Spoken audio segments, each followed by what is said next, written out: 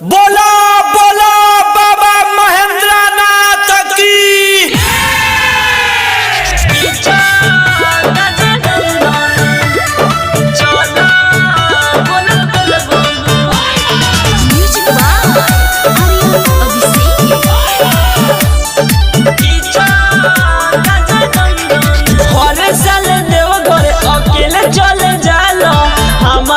नहीं तू पिया ले चलो अब की बेमानो न पिया तोहर बतिया हमरो के ले चल बाबा दुआरिया खींचा गजा दंदन चल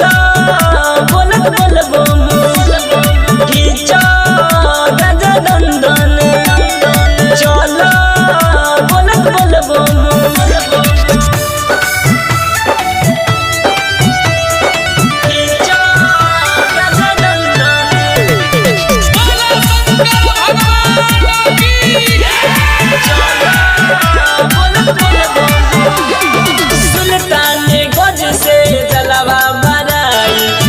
घर में पहिले धराई हो ए पिया बकी चली न बहाना हमरो के दाना घुमाई हो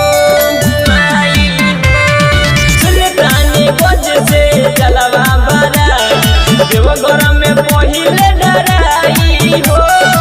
ए पिया बकी चली न बहाना हमरो के दाना घुमाई हो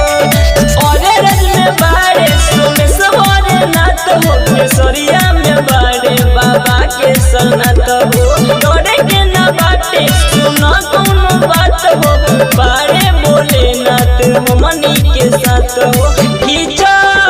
गजा दंदन चला बोलत बोलबो खींचा गजा दंदन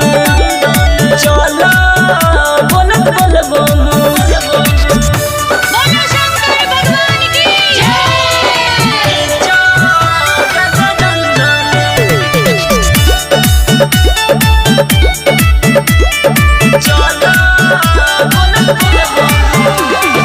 बाबा दुआरी फिर होला भारी पहुँचला जाई गाड़ी हो